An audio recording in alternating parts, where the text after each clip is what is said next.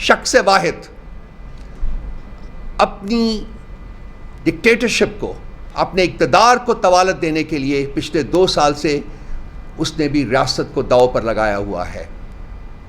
ہم اس زوم میں ہیں کہ مشرقی پاکستان 1000 میل دور تھا اور شاید وہاں لڑنا ہمارے لیے اتنا آسان نہیں تھا جتنا کہ یہاں ہوگا.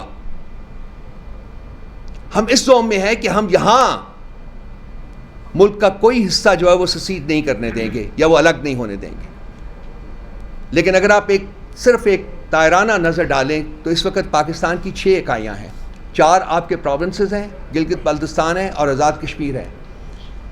ان میں سے آزاد کشمیر ریسٹو ہے، گلگت بلتستان ریسٹو ہے، بلوچستان عرصہ دراز سے ریسٹو ہے، کے پی جو ہے وہ لٹرلی ایج کے اوپر ہے. تو کیا الٹیمیٹلی ہم نے پاکستان کی شکل پنجاب اور سندھ کی شکل میں دیکھنی ہے؟ اور جو شخص اپنے اقتدار کو طوالت دینے کے لیے اور اپنی ڈکٹیٹرشپ کو فردر پرپیچویٹ کرنے کے لیے جس نے ریاست کا فیوچر اس کے اوپر لگایا ہوا ہے، کیا ہم اس کو وہ یہ کام کرنے دیں گے جو وہ کام کر رہا ہے اس وقت؟ کیا ہماری عدالتیں اور باقی جو ہمارے ادارے ہیں وہ اپنا رول نہیں پلے کریں گے کہ ملک کے اوپر جو سٹینگل ہولڈ ہے ڈکٹیٹرشپ کا اس کو ختم کیا جائے اور آئین اور قانون اور جمہوریت کو بحال کیا جائے اس ملک پہ؟ اس ملک کا فیوچر کیا ڈکٹیٹرشپ سے لنکڈ ہے یا آئین اور قانون کے ساتھ لنکڈ ہے؟ کوئی بھی ریاست دنیا میں آج کل کے زمانے میں ایسی نہیں ہے جو کہ ڈکٹیٹرشپ کے بلبوتے کے اوپر آگے چل سکتی ہے. کسی نہ کسی طریقے سے کسی نہ کسی شکل میں وہاں آئین اور قانون کی حکومت ہوتی ہے.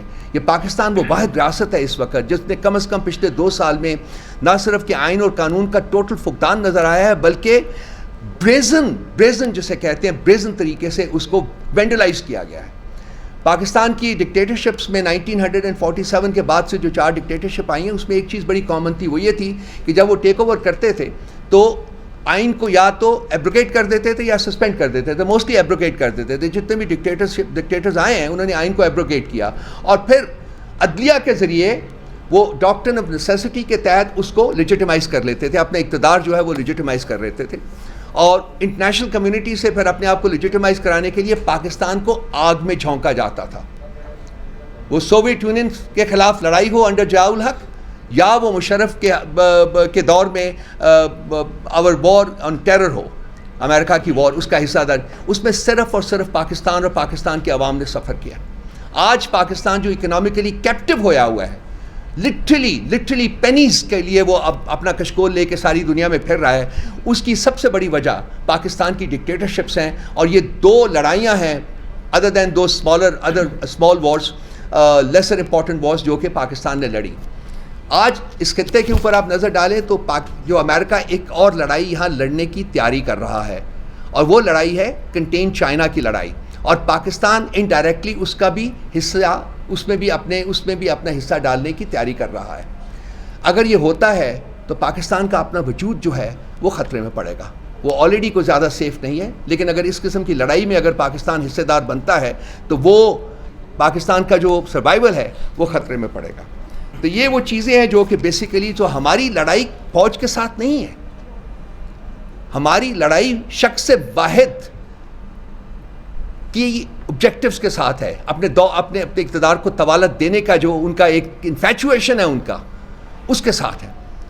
اس سے ملک نے سفر کیا ہے، اس سے ملک ابھی بھی سفر کر رہا ہے اور سفر کرتا رہے گا اس وقت تک جب تک کہ یہ انفیچویشن وہ ڈکٹیٹرشپ ختم نہیں ہوتی اور آئین اور قانون کو بحال نہیں کیا جاتا. سو یہ لڑائی ہم نے لڑی ہے، یہ لڑائی ہم لڑ رہے ہیں اور یہ لڑائی ہم لڑتے رہیں گے اس وقت تک جب تک کہ ملک میں آئین اور قانون بحال نہیں ہوتا. ابھی کوئی 203 مقدمات ہیں خان صاحب کی ذات کے اوپر، اور وہ مقدمات جو ہیں وہ اپنی سٹیجز، مختلف سٹیجز جو ہیں اس کے سے گزر رہے ہیں. میں چاہوں گا کہ جی آئی نو میں ہاں ایک سیکنڈ اور جو میں بھول گیا تھا اس میں،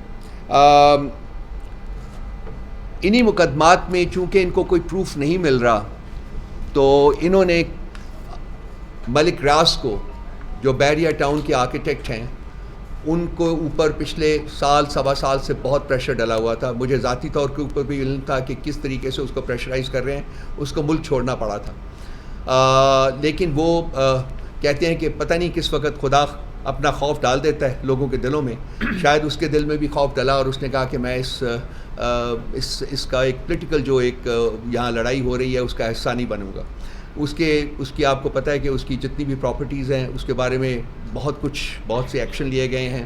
کل رات کو بحریہ ٹاؤن راولپنڈی میں ایک اسالٹ بھی کیا گیا, ایمبوش کیا گیا اور وہاں سیل کر دیا گیا اس گھر کو, اور ریکارڈ جو تھا وہاں کا سارا وہ قبضے میں لے لیا گیا. لیکن اس کے بعد پھر ایک ملک ریاض کی ایک اسٹیٹمنٹ آئی ہے کہ میں کسی صورت میں اس لڑائی کا حصہ نہیں بنوں گا, میں اپنا بزنس جو ہے وہ جاری رکھوں گا.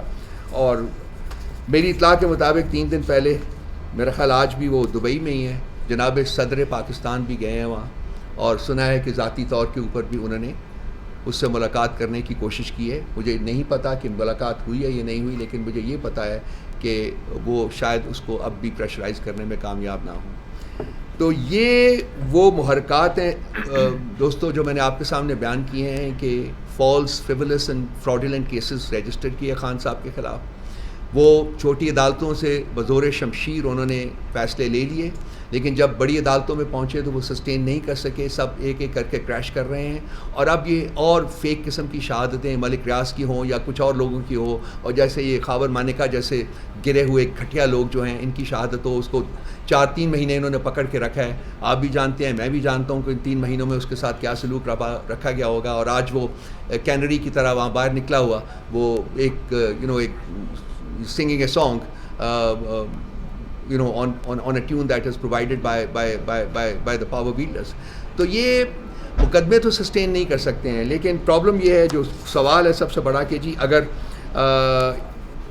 انصاف کے تقاضے پورے نہیں ہوتے, اور ہمیں لگ رہا ہے کہ جو بڑی عدالتوں میں کچھ تازہ ہوائیں چلی تو ہیں, لیکن جو دوسری طرف جو قوتیں بیٹھی ہوئی ہیں ان کو یہ معاملات بالکل ٹھیک لگ نہیں رہے. اور کل آپ نے پرائم منسٹر پاکستان کے prime minister, so called prime minister, fraudulent prime minister کی آپ نے تقریر سنی ہوگی جو انہوں نے جوڈیشری کے خلاف کی ہے, جس میں انہوں نے انتہائی غلط زبان استعمال کی ہے ان ججز کے بارے میں جو کہ آزادانہ فیصلے کرنا چاہ رہے ہیں.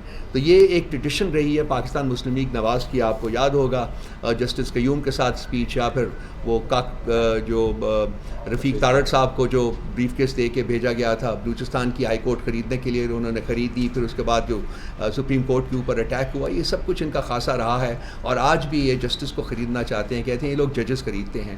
تو کوشش کر رہے ہیں, لیکن ایک اچھا عمل جو ہے وہ نظر آ رہا ہے کہ جی کچھ جج صاحبان جنہوں نے ایک انیشیٹو لیا ہے, اور جو ہو رہا تھا ان کے ساتھ وہ انہوں نے پبلک ڈومین میں بیان کیا ہے, ان کو دیکھتے ہوئے کچھ اور جج صاحبان جو ہیں ان میں بھی ہمت آئی ہے اور وہ بھی اس میں شامل ہوئے ہیں. اور میرا خیال ہے کہ یہ جو ٹرائب ہے یہ اس کا سائز بڑھے گا وقت گزرنے کے ساتھ ساتھ.